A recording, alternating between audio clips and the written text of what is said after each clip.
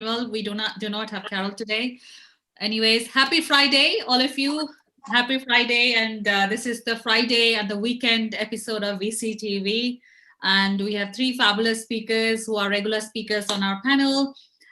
Today, we're going to talk about investments in education tech, e-learning, and how education has changed over the 2020 course of time, and what's the future ahead, and how does education looks like from like 10 years from now or maybe in a couple of years from now.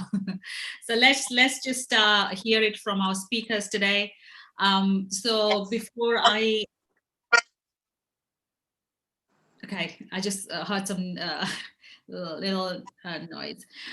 So let me just introduce myself. My name is Sonny Mohanty. I'm the regional director of La Token, and I'm based here in Singapore. I host VCTV every day, Monday to Friday at 8 p.m. Singapore time. This has been a regular time. From next month, November, we just planning to launch 2 sessions in a day. This is like a test bed. We just want to see what's the how can we cope with that as well. So, but we are going to launch, and we're going to announce the timings as well. So VCTV, the whole concept about VCTV is to connect investors like yourself with a lot of experience in the field of investments with founders who are looking to raise money. I remember one of the founders who is joining us today to talk about how he got funded during the time we had him last time till today. He's going to share how did he get funded. So that's the whole idea, like to get invested in early stage, especially what I gather from the investors. Early stage is where people are struggling to get that initial seed money.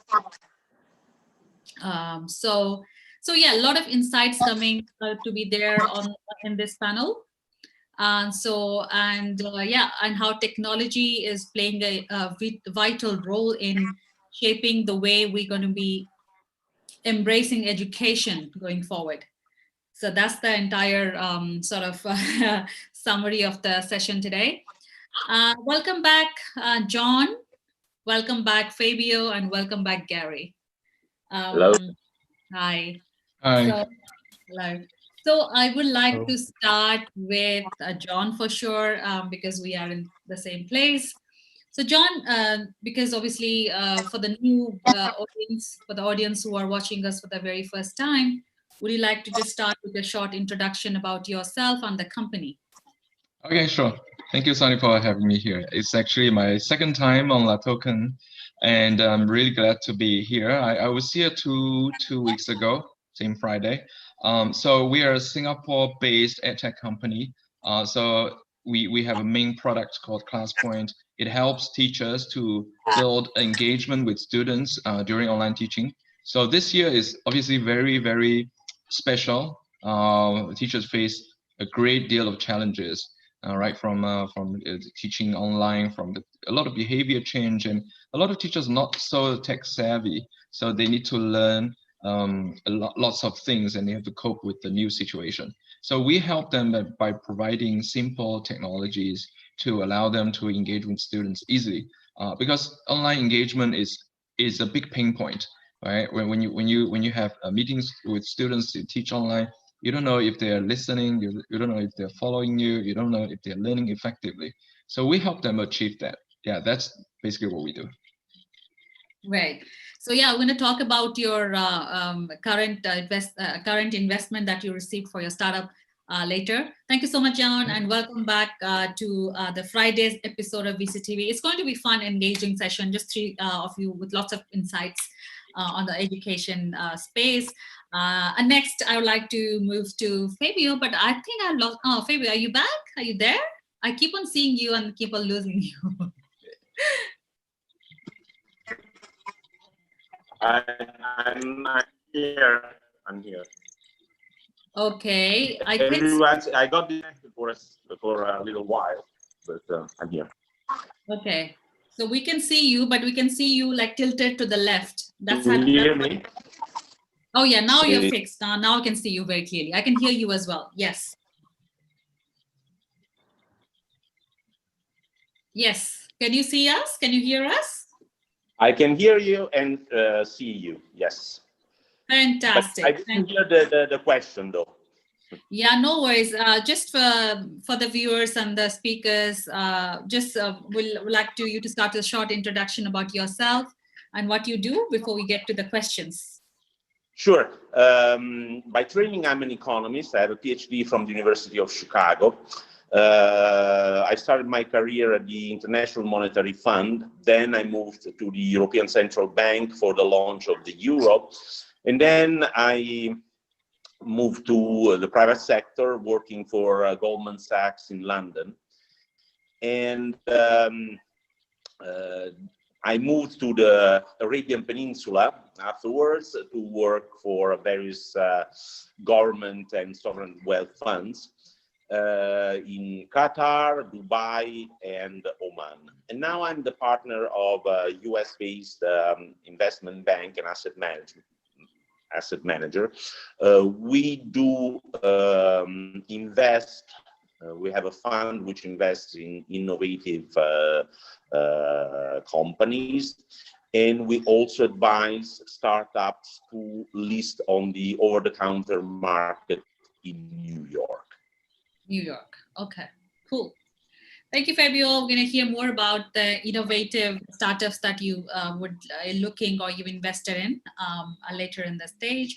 So last but not least, Gary, hi, welcome back. How are you? Hi. Yeah, good to see you today. Great to be here. So my name is Gary Fowler, and I'm a serial entrepreneur and an investor. I've started 16 companies. I've started 3 funds, and I've had 2 unicorns. So sounds like a Christmas kind of thing, does it? And a partridge in a pear tree. It's I don't know. It's like it kind of like sounded funny for a second, you know. But anyhow, I'm into artificial intelligence. I write extensively and speak around the world. I've written 84 articles now in the last year.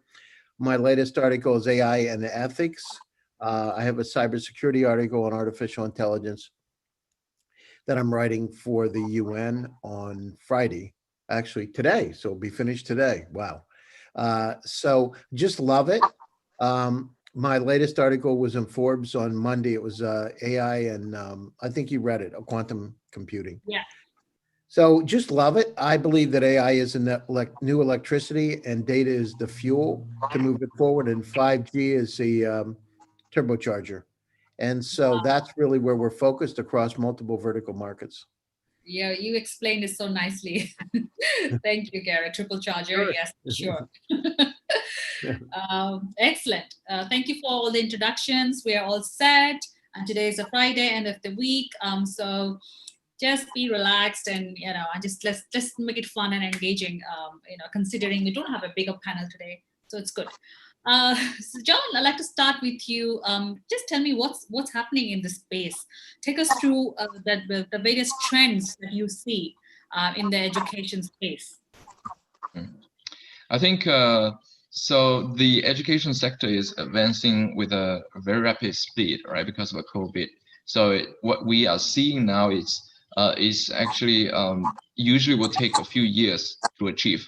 So right now you can see everybody's fast, not just startups. You can see Microsoft is very fast, Zoom is very fast. They're building infrastructures to take the trend of this online learning thing, because now it forces all the teachers to use technology.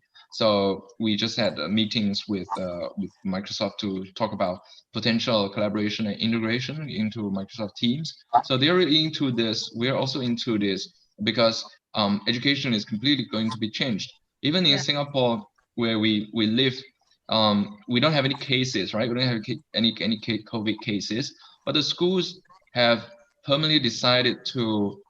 So in K-12, they decided to do a home-based learning every 2 weeks.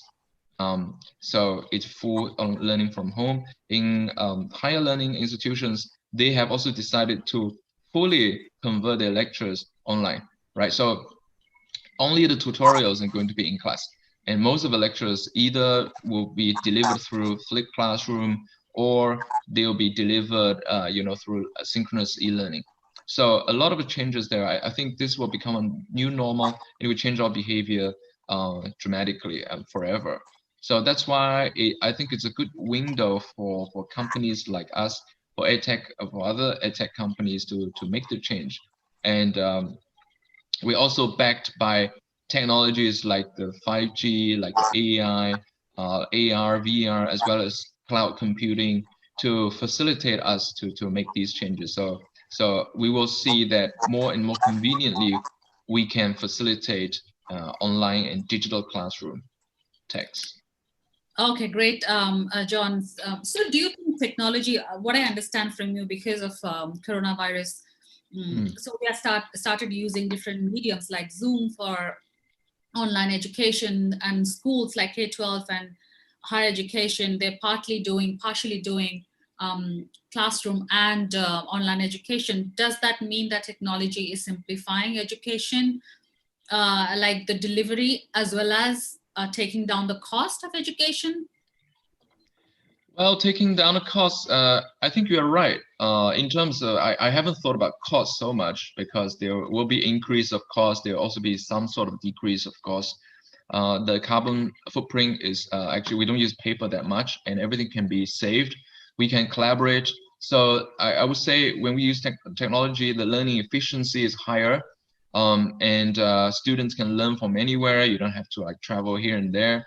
So in a sense, it is a progress, but in another sense, there are also challenges to be solved. Like how do you really collaborate with each other when you can only see each other online, right? So can you get tired when you have webinars the whole day? I think that all of you have experienced that. Have meetings the whole day, and then you get super tired because you don't have that face-to-face touch with your colleagues. Yeah. Yeah. So it's a mixture of both, I would say. Yeah, correct. I think Zoom fatigue started quite early for me, but now it's business as usual for me. Just my personal thing. Do you go to office every day? No, I work from home, literally. From home. Oh, wow. And I think I see. Most productive year so far for me. Yeah. I haven't worked so much and so much better before. Right. So last year, what was happening to La Token? Do you host these kind of webinars every day? No. So as VCTV was born this year. VCTV was born okay. February 2020 because see, you're riding the trend. Yeah. Exactly. Absolutely. Right. Took those words from my mouth. And this is the best method, I would say. I mean, initially it was a little discount, but now it's like business as usual, and it's very productive, in my opinion. Exactly. So previously, I mean, people used to face-to-face meeting. So when we're doing a demo of our products, we usually travel to the schools and then meeting 3, 5, max 10 plus people, which is super hard to organize, right? But now, if we're meeting online, we can usually have like a big audience of usually sometimes more than 100, and it's quite efficient that immediately when you end a meeting, you can join another meeting. So in a sense, that's why you said it's very efficient. Every day you can meet tons of customers, saving time. Also based in Singapore, I can see my colleagues from anywhere in the world. I could have never thought that I would interact with the colleagues globally on an everyday, on a regular basis. But because of online, the way we work, it's all over Zoom, I tend to speak with everybody in the company. I have access to them now. Yeah. So that's a fantastic thing. I would say this is just a very good thing for me, because I interact with everyone in the company now. So because you don't have distance now. Yeah, exactly. No distance. Right. Fabio, let's hear it out from you. What are the trends you see? Because John, obviously, for him, he's in Asia, he's in Singapore. He got recently funded as well. So with you, what trends do you see in the space, in e-learning, higher education? Look, I start with an example. Before the invention of the gramophone, recorded music. In Indiana, there were hundreds of opera houses because every little village or town had its own opera theater with a local singers and musicians. With the invention of the record, all these opera houses disappeared. What is the analogy with the education system? Well, these small local opera houses disappear because people prefer to listen to the great voices like the Caruso, the great singer of their time on the record rather than going to and paying a hefty ticket for a mediocre performance. So I think that the education, online education, will undergo similar evolution. In other words, you will have that, say,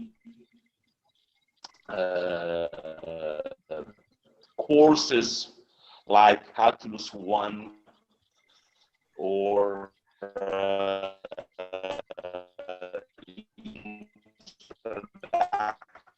Introduction to Economics will be taught mostly in English, and we will have a sort of commoditization of traditional learning and traditional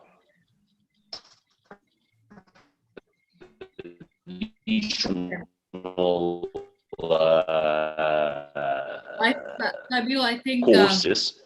While is there a problem with my connection?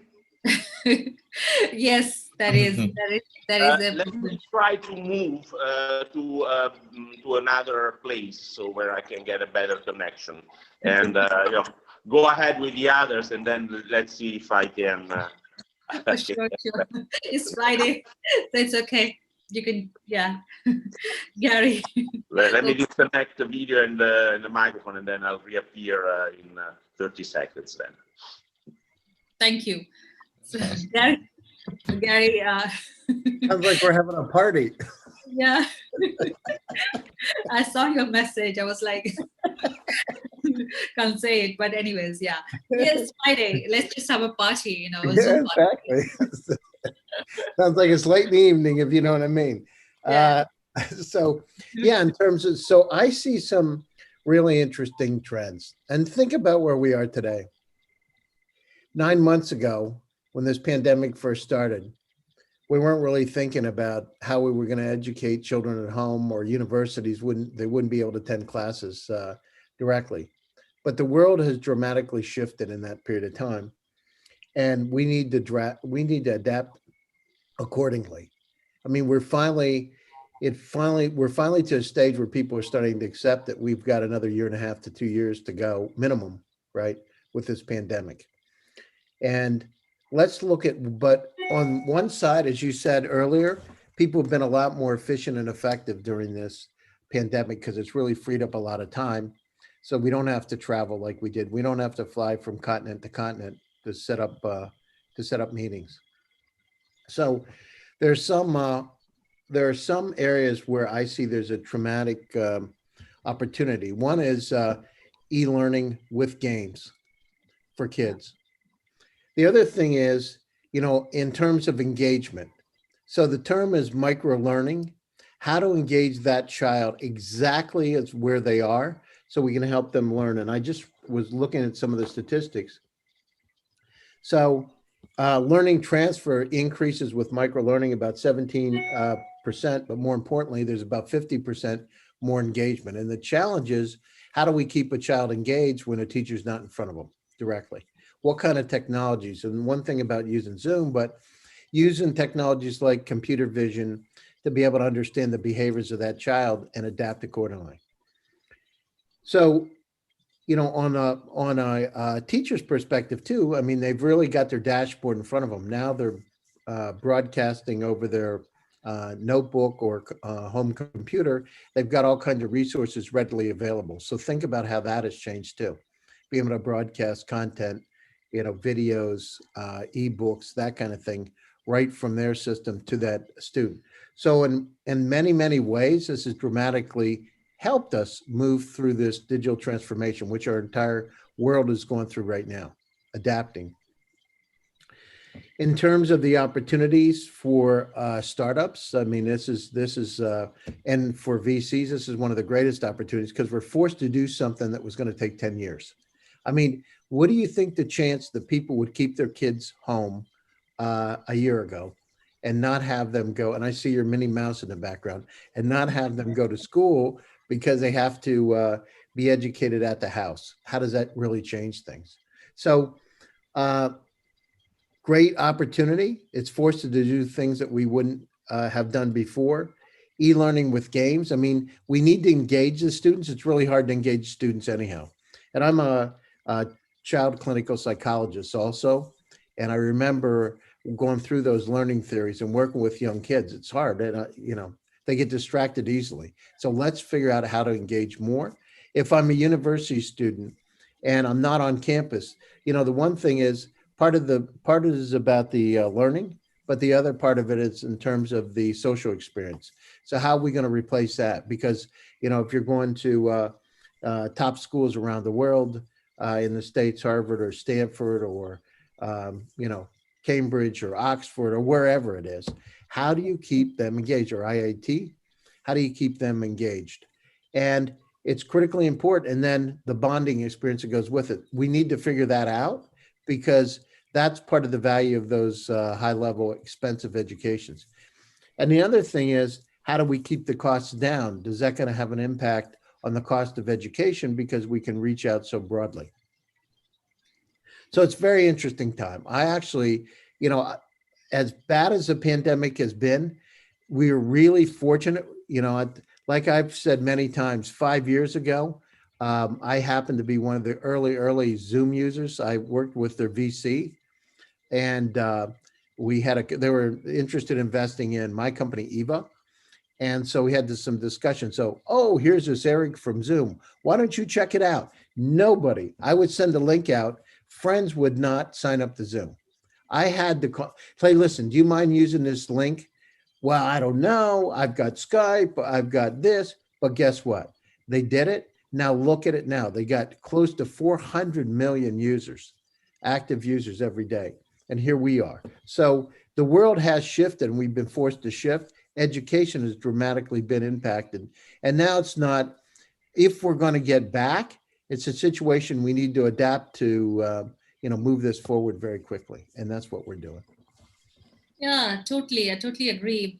Back in the good old days, people would be like, okay, I'm traveling, I'm busy, I can't get on the Zoom call. Sonny, the good old days. Sounds like some kind of movie, an old cowboy movie or something. Back in the good old days. Do you remember when we used to travel on planes and have really expensive dinners, nice dinners up in first class? Wasn't that interesting? Oh my God, it's like, it sounds like, probably at the turn of the century when they were driving cars. Do you remember when we had our old horse, Charlie? You sound like it's not going to happen again. Well, I mean, the situation is, it's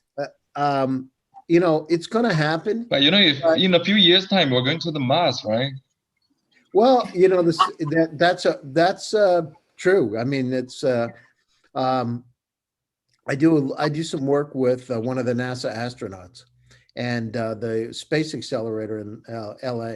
Yeah, absolutely. I mean, think about that, right? This is like, so here's the thing about immersive that's really incredible is think of the journey a child can make now using AR, VR, XR, the journey they can have in a classroom. So they want to explore Mars and they've got that capability. The challenge is, Sonny, not every kid has a computer. Right. So, and using your mobile phone to get online is not interesting. We got a serious challenge around the world is how do we get the devices out? So, we don't want to send a class society where you have a computer and you get educated or you don't, because nothing good's going to happen. Those are some of the things we got to figure out. But imagine the journey a kid can take today. They don't have to go on a safari to Africa. They can virtually go to the safari, right? Which is really interesting. Absolutely. I mean, they can virtually go to anywhere in the world with their AR, VR, whatever sophisticated technologies that we have in place that I haven't used so far. Yeah, hey, Sonny, there you go. You take your trip and you just send the money over. Just like, oh, I bought a ticket. Here you go. Yeah. You got your trip. Might as well have to do that. Exactly. Yeah, cool. Awesome, fantastic. I think we have Fabio back now. Fabio, are you here? Can you see us? I'm here. I hope that you can hear me now. Yeah. Yeah. Well, the problem is that in Italy, since we had this new lockdown and children, don't go to school, and people have to work, through remote connections. The whole infrastructure, internet infrastructure, has collapsed pretty much. So we have that's one of the problems of having, distant learning and smart working. That the infrastructure, even in countries which are fairly developed, is not keeping up with the load. But what I was saying before is that the education will become a bit like opera music. In other words, you will have a few international stars that will sell their online courses for introductory courses or the let's say basic education, and then you will have those who can really add something special, who will be the non-commoditized part, will form the non-commoditized part of the education sector. More importantly, there will be an integration of education and placement. What do I mean by that? We're looking into a company, a startup that provides a 6-month course to selected students. So students apply, 60 are selected for the course. They don't pay anything. Right. But at the end of the course, the school will find them a job, and they commit to pay 10%, 15% of their salary to the school for the following 3 years. So the business model is a business model which integrates education, job placement, and co-risk sharing between the student and the school on the success in the marketplace of the skills that these children have acquired. I've seen yesterday, I visited the school where they have, it's a programming school, it's a 3-year course, and the children, the students, learn completely without professors. So the course is given by an artificial intelligence program, let's call it this way for lack of better definition. But during the whole 3 years, they don't see a professor or an instructor. Everything is online, so they go through this course. They learn logic, programming, problem solving, and so on and so forth. They do exercises. The exercises are graded by the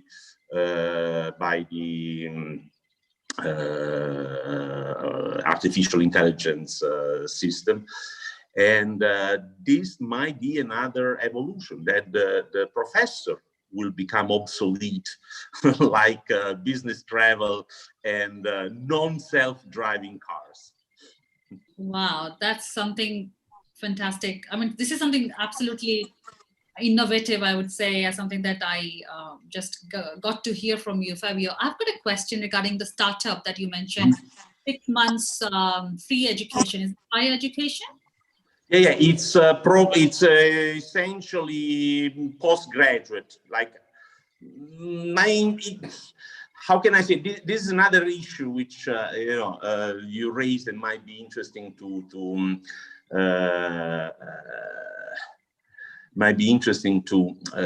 touch upon. The school selects the students based on on an interview and a test. Now, it might well happen that a test is passed by somebody without a formal college education, or with education that has nothing to do with programming, like computer science, I don't know, physics, math, and so on and so forth. So this is, how can I say, disruptive for the certification element of the current school system, of the current education system. So you don't need anymore a degree to prove your worth. Your worth will be proven by your by how you score on a certain test or on a certain how can I say, assignment, and then you can be enrolled in this school, which is essentially a school for IT professionals, without having ever gotten a college degree or any other formal education. This might clash, though, with some regulations, because, for example, lawyers need to be to pass an exam. Engineers need to be member of the engineering guild or whatever in many countries. Architects, doctors, of course, need to be certified. But for IT, it's still a free-for-all, and the how successful you can be depends on how good you are, not on the piece of paper that they give you at the end of a course. Very interesting. I mean, obviously, it doesn't apply to medicine for sure, or anything to do with research, I think, in the medical field. But IT, I would like to see, Fabio, how successful this startup is. So are you investing? Are you exploring to invest in them or something? Yeah, we're closely looking at it. The startup is based in Berlin. The students can take the course from everywhere in the world. So it's the physical location is irrelevant. And there are students who are like 16 years old and take courses with people who are in their late 20s, say. So they have already completed 2 batches. So it's taking off. It's not anymore a concept. It's actually being deployed. Deployed. That's good. Wow, interesting. I mean, very interesting. Thank you, Fabio. I'd like to ask John, just considering the time we have. John, can you take us through the journey of your building your startup and how till you got funded recently?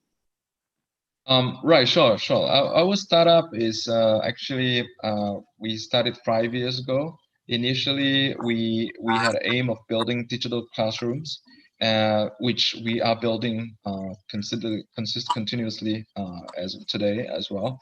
So I think despite of the pandemic, we're going to continue with the trend of like team-based learning, prompt-based learning, and all these pedagogies that requires the students to learn within teams, right? So we're going to, of course, to change the way that the lectures are being done.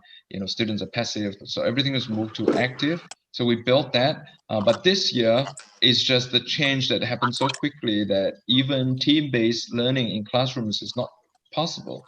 in a lot of places. So how do we move that team-based learning or active learning pedagogy online? So that's a very important question to ask and to answer, because immediately if you can see your pals and see your instructors in classrooms, the kind of engagement is there. But if everybody is tuning in from home, it's so easy to get lazy and not involved in active discussion, right? So I think we've all experienced that, you know, because if the computer is just in front of you, you can very easily just switch to another window or to another browser tab and not paying attention. So I think the opportunity for us and for a lot of other startups is that online teaching, remote collaboration, as Gary said, the engagement is a big problem to solve, and how can we solve it with technology? So that's the opportunity for us, and of course the pain point is getting stronger and stronger and more frequent. He commented on the Zoom thing, so it's just a behavior change. Before that, people will prefer to meet you know, face to face, or they have the inertia to continue to use what they're familiar with. But because of this change, and suddenly this tool becomes so popular. So for us, it's similar. Can you guys still hear me? We can hear you, but we see a frozen sort of Right, screen. right. I see my camera frozen as well. Hold on, let me just change. We can hear you very clearly though. I'm changing the camera for myself. It looks like you're enjoying something in that picture. I Yeah, see like it's the a sun new coming out, and it's like, it's hot. You know, that's the app. I That's really the like AI that app. picture. I'm trying. You So should we put are. that on a magazine cover or something. I like that. Yeah, because of That's the background. Because Yeah. of the virtual background. Yes. right. That is something we want to incorporate into our product. You know, to make it, to remove your background and to put yourself on top of your screen without any background, because that's more immersive. So right now we always have a small box, very small box. You can't control, you can't move it, and then it's on top of your content. So we're going to make it we make a change. We're going to make our faces bigger, and then cut off the background in real time and superimpose ourselves on the teaching materials. So it's gonna be more immersive. It will look like those Twitch streams, Wow. streaming using OBS, things like that. But you don't need a green screen. So that's something we really want to achieve. For teachers to use flipped classrooms, or when they teach online synchronous learning manner, they don't want to see themselves as a small box, and they want to see them as big and on top of their content as well. Okay, back to the topic. Where was I? Yeah, taking us through right. the So journey. yes, behavior change, right? So behavior change is actually opportunity for us. I don't know why I can't start my video. Yeah, so actually, so that's the opportunity for a lot of startups, because we are helping the teachers to achieve things like, you know, showing yourself and deliver a smooth lecture online. But what the part that we are doing is the engagement part, and we are helping teachers, a lot of teachers, especially if they're not tech savvy enough, because anything they have to do now, they have to do it quick. Yeah, they have to learn it today, implement it tomorrow. So that's a challenge for them. And what we can do is we understand teachers. I used to work in university, so I understand teachers, understand what they need. They only need very simple to use tools, and that doesn't break things up when they're teaching. So that's very super important. So that's why we developed a tool which is plugged into PowerPoint. So just to convert their normal, boring PowerPoint slides to interactive questions. So that's what we did. And immediately after that, we start to get a lot of schools sign up in Singapore, as well as audience from nearly 50 countries after 6 months since its launch. So that's the opportunity for us. And we are hoping to get partners to push this, you know, globally.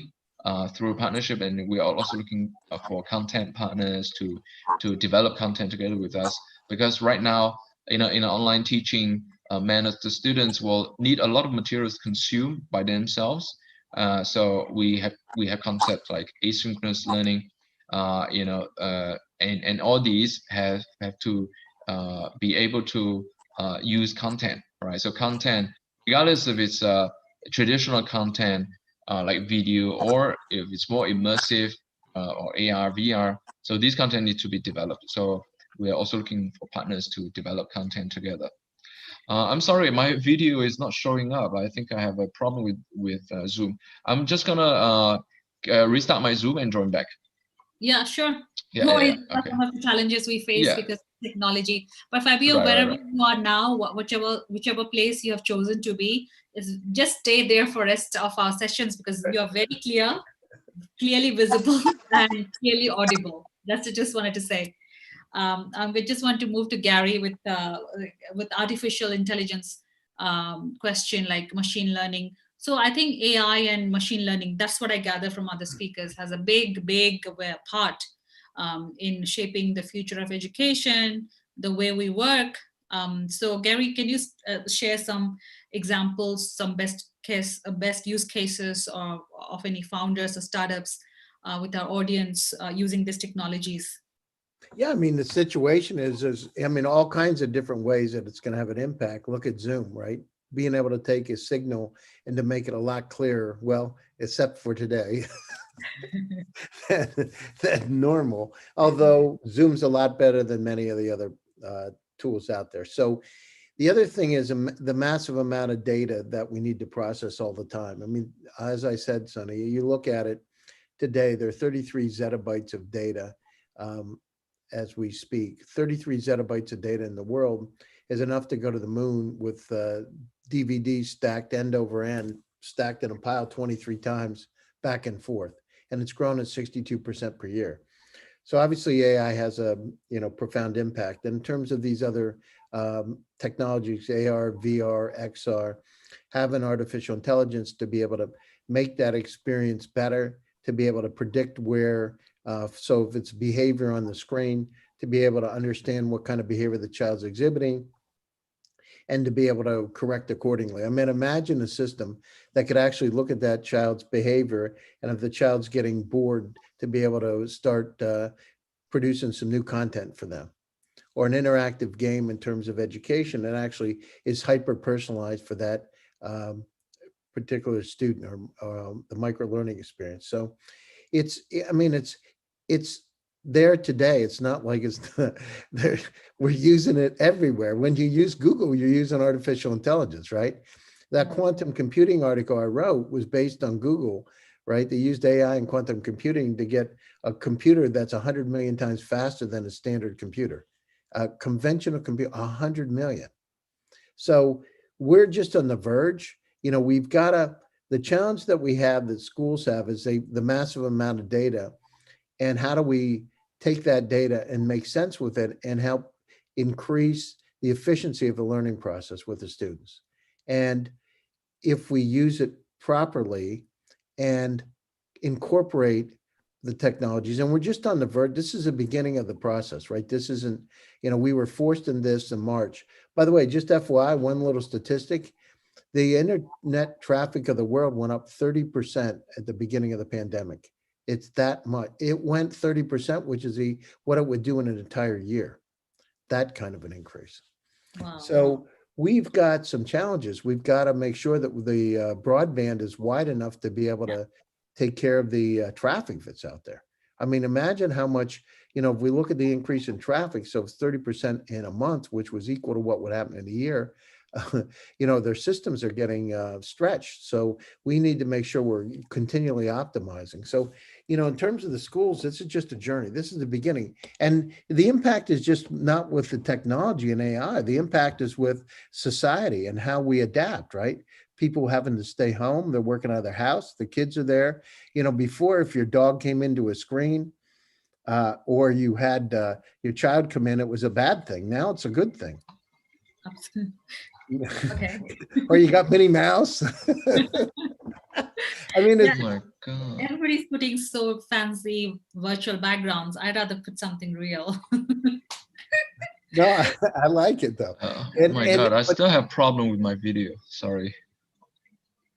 Oh, okay. No worries. We can so see you still. so we're at the beginning of this incredible journey. We've had to adapt because of the pandemic. And by the way, this is not the worst thing that could happen. I worked for 3 years on a program, and we were working, looking at interesting technologies from around the world. It was a governmental program working with, the U.S., Russia, part of the EU, South Korea, Japan, and Canada. There's a lot worse things that could be out there. I mean, Ebola is not interesting. This thing we're going down through, I mean, people are surviving and they're coming out of it. Yes, it's a problem. Yes, there are people dying, but it could be a lot worse, really seriously a lot worse. So we should feel blessed that we are where we are. And if you look at the Spanish flu in 1918, it lasted about 4 years. The difference between, and if you look at the pictures, Sonny, today, you can see people with their masks on at soccer, football games. You can see people walking around in hospitals, et cetera, but they didn't have the technology to keep that cohesiveness of society, right? And keep society moving forward. We're blessed to be able to have this technology. And it's really helped humanity move faster forward, right? Because we were reluctant, we're sitting on our hands and not utilizing what we had. We've really done what would happen in 10 years in a matter of a few months. Yeah. So Gary, a quick question, maybe something very basic coming from me. So if we always had been using AI, like with whenever as you said, using Gmail, using the Zoom, right now, but if I understand, artificial intelligence became very posh sort of name in the last few years only. Like, I've seen a lot of startups saying that we have deployed the artificial intelligence technology. We are raising this, we are new. So why was Gmail or, using AI, machine learning, maybe, I don't know, wasn't that fancy back in the days? I mean, what's the difference between? Well, I mean, there's things to look at. I worked a long time ago with Ops 5 and Lisp. It came out of the US government, right? So from that standpoint in Washington. So AI has been around for a long time. So the rudiment to the beginning pieces of artificial intelligence were used primarily in governmental applications.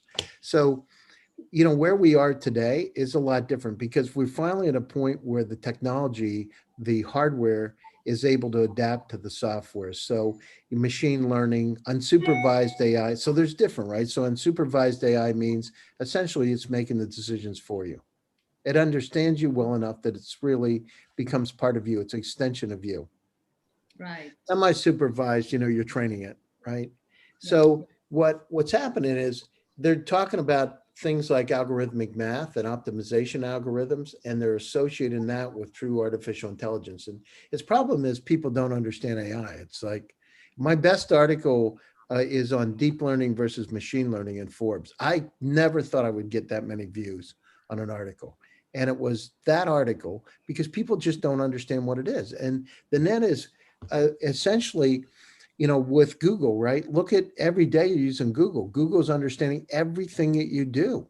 And every time that you say, listen, you're logging into some place and you take Facebook and it says, you want to log in with your Facebook account? They're understanding everything. Right. It's curious how you get on Facebook and all of a sudden you start getting ads. So if you're looking for, I just looked for lights for my Jeep. And literally in seconds, I'm getting a competitor sending me light stuff on Facebook, right? Yes. And so what we understand is now imagine all those data points that are out there, how many different, your internet usage. Listen, Google's not free, right? People say we're Google, they understand it's not free, right? They got to get something out of it to keep themselves in business. So think about all the ads and how much it understands. With Facebook, imagine all the pictures of people that you have on your Facebook page. Now they understand all your friends and your connections. You can start to make some very, very interesting predictions about who you are, right? If you really want to. You understand more than yourself. You can understand. Yeah, exactly. I mean, I heard the thing, they can understand when you're going to die, right? It's like, it's incredible, literally. And so you can look at, so on one sense, those, and that's part of, keeping your business alive. But on the other side of it, imagine, I mean, you can actually, there's some tools out there. We can look at the internet usage and determine what's going to happen with the stock market, because you can understand what people are searching for and start to make some fairly accurate predictions. Yeah. So That's how they predict the pandemic as well. yeah, exactly. Exactly. And I was just on a call yesterday with some folks directly about that. I have not done it, but I know of some of the projects that are doing it now. But that's, so the AI is there, but we just don't get it, right? It's amazing to me that here we are. Well, what about AI? But it's there. Every time you're on Amazon and you start getting some type, or Alibaba, and you start getting some predictions back, some things that you might like, that's where they are, right? And you're using Zoom today. That's what it's all about. Why is the signal generally so clear with Zoom? Because of your process, you use signal processing, process that signal and make it, clear. And that was a challenge with Skype before. And so it's everywhere. The problem is it's creeping upon us and we don't even understand that it's there.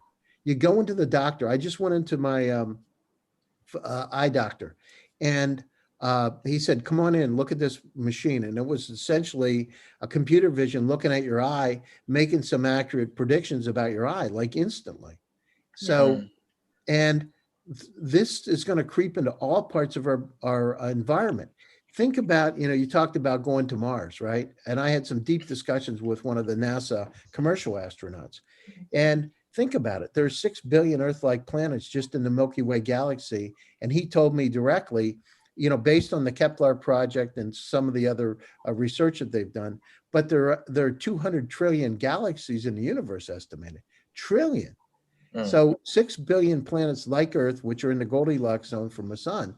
Think about, all the exploration takes place to go to the Mars, and the technology is going to be enabled that you need to go to Mars. You need to be able to have an assistant. They're concerned about mental welfare. They're concerned about, asteroids and things coming into the sphere. Imagine how much analysis, how many sensors have to be out there to continually forecast how to steer that ship in the right direction so it doesn't have a fragment come through it. It's interesting. And just now you mentioned quantum computing. That's another pillar as well. So if that gets widely used, whatever took us years will just take a fraction of a second. So we can predict a lot more. We can understand a lot more in a very short amount of time. So I just wrote an article, and when I did the research on it, Google's developed a system that's 100 million times faster than a conventional computer because of these qubits and things. Right. And, instead of binary. And so if we look at it, 100 million, you could do things that would take 10,000 years in seconds. Yes, exactly. And so that's where think about it, how much humanity is going to move forward with that kind of processing power. But that's also possibly dangerous if we don't use it well. That's my next use article. It correctly. That's my next article. I can send a draft over. It's ethics and AI. Yeah, exactly. Many people have this concern, right? So with quantum computing, we can well understand our brain, understand ourselves. All these hard questions will take a very short amount of time to solve, and then after that, if we don't use it well, that probably will lead to disasters. Well, and that's another article I wrote about, building compassion into a system. My billionaire partner, David Yang, actually in his house created a soul in his house. It's called Morpheus. It truly is the most advanced AI that I've ever seen in my life. He's got an incredible house on top of the mountain, a brand new house in California, Silicon Valley. That Morpheus actually has its own dog. It has a robotic dog that it's his pet. Seriously. The house has a pet. It answers the door, and if it doesn't like you, Morpheus does not let you in. Oh. I'm scared. It moves panels when you get up in the morning. The panels move in the house, and it brings these gigantic screens in to give you the latest updates and things that you should look at. It actually picks the things, and it can consolidate information. So it can scan the entire web, and it can write a report based on information it's gotten that's appropriate for you, right? Yeah. Everything to give you a synopsis of what's happening in the world. Yeah. I think that will be available for everyone. It Just will let be them- available. yeah. He's got it now. He showed me this dog. He's got a, I don't know, $100,000 pet dog for his house. His house is the soul of the house, talks and it writes me every once in a while. Say, I'm lonely. What's up? So his house writes me on Telegram. But that's the future, right? Because if we think about our lives, right? With self-driving cars, there won't be insurance like we have now, because nobody's going to want to give you insurance, because it's a lot less risky to have you in a self-driving car. And it won't be one car. It'll be like Uber and Lyft on steroids, because everybody will have the use of the car. I just saw one of the latest from a company called Magna out of Austria. It reconfigures itself. It looks like a van. So if it's going to do a flower delivery, it reconfigures itself and changes it into a flower delivery truck. And then Wow. it becomes to you, and you're going to the airport for your trip, for your family. It reconfigures it. It'll put a child seat in, right? It reconfigures to that particular individual, and it consistently does that, right? Transforms itself. By yourself. It's like Yeah, a I've seen it. Transformer. It's like a movie from the Transformer. Yeah, it is, but it's real. I mean, I personally have seen it. So, and Wow. Magna is the contract manufacturer for the Toyota Supra and the Z4 BMW in Austria. It's amazing what's going to happen. And I saw the Bell personal transport quadcopter that they've got. So these kind of things are coming into domain. I mean, they're now becoming real, and we're going to see them sooner than later. And Yeah. insurance companies are going to jump on it, because they're not going to want to have people driving their cars and all the risk gets involved with it. It's interesting. Yeah. We're going to live longer. And it's gonna happen faster and faster. Yep. Yeah. Yeah. So I think this conscious of the time. Fabio has some dinner planned already. Hi, Fabio. Any closing remarks before we close the show? Are you there, Fabio? Here I am. Yes. Do we Hello? see? Yeah. Do we see you, or are we just here? Hello. Yeah. We can hear you. Yeah. Hi. So Do you see me? Yes, we can see Yeah. you very well. So what's your closing remarks for today's session? What I would like to say is that the whole education, artificial intelligence, quantum computing is opening a new era of progress and magnificent future. I just want to maybe end with a word of caution. In order to predict something, you need to be sure that the past is a good guidance for the future. If that is not the case, prediction becomes a really difficult task, if not impossible, because you need to have some hinge on which you can base your prediction. And usually the hinge is what has happened in the past. So, even the most advanced artificial intelligence program might not be able to give us accurate predictions, because past is not a good guidance for the future. And another remark I'd like to make is that, progress in human, across the century of human evolution has been based on unpredictability. So this element needs to be preserved somehow, because if everything is, if the Holy Grail becomes, the accuracy of prediction, well, we might be losing something of value for humankind. Very I need to go now because I have another Sure. conference call coming up. So Thank you, Fabio. Thank you very bye much for to your everybody time. and to our viewers. Thank you, and have a great weekend, and speak to you soon next week. Thanks, all the best. Thank you. Bye, Fabio.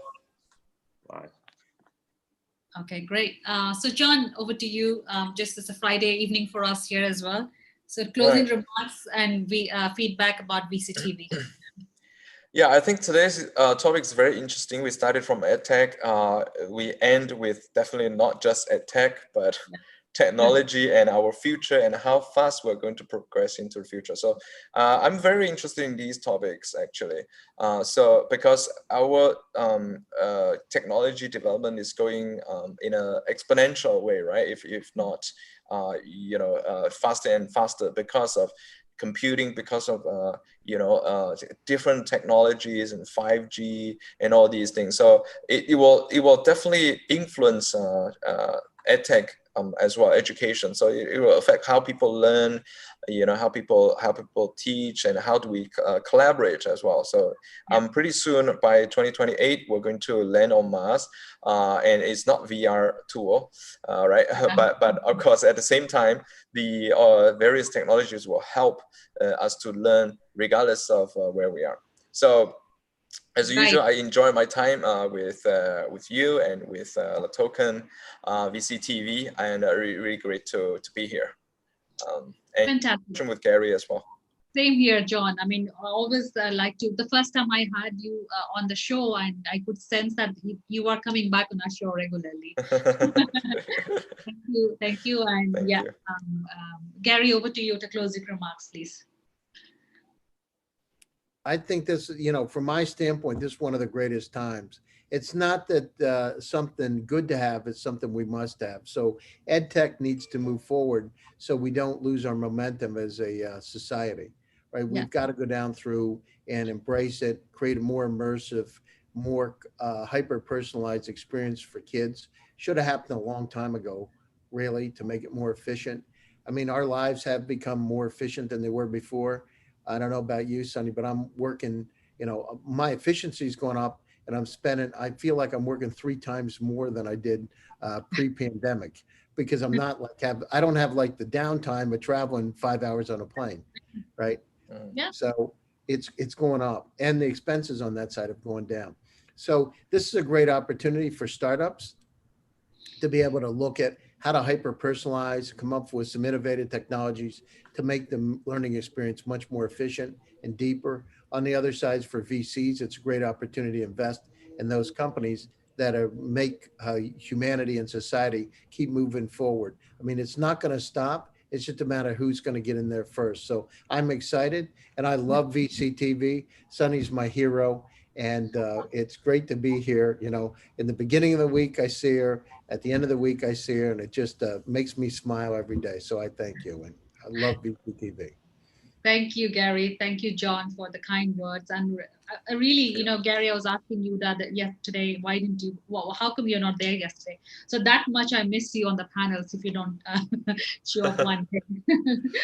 Thank you. Yeah, so thank you so much. This is a Friday episode of VCTV, and weekend is just there. Literally, we're going to be, I don't know what's a plan for the weekend. Are we still going out for drinks and socializing? I don't know. In Singapore, we do, I think. I haven't been, but I don't know for Gary what's the plans. But I think these are the 2 days. I'm going to go to the Gulf of Mexico and ride my bike down by the beach with my wife and my dog. I'm going to the Jurassic Mile. Yeah. Oh, that sounds great. So yes, we have all plans for the weekend. Thank you so much for your time. Really appreciate John and Gary for startups and founders and investors who would like to contribute and network and be a part of this community. Please go to the website www.latoken.com/profiles. You can see the investors like Gary. His profile is there. If you like to talk to him, please contact us and we can help you reach out to him. And similarly for investors, if you like to share the space with Gary, you can always do so. by writing to us. My friendly colleagues, Carol and Maria, are definitely going to get you on board. Having said that, again, happy Friday. Have a great weekend. Happy Friday. Please, Thank you. Weekend. Okay. we'd like to Bye, have you Sonny. back. Bye, Gary. Bye. Yeah.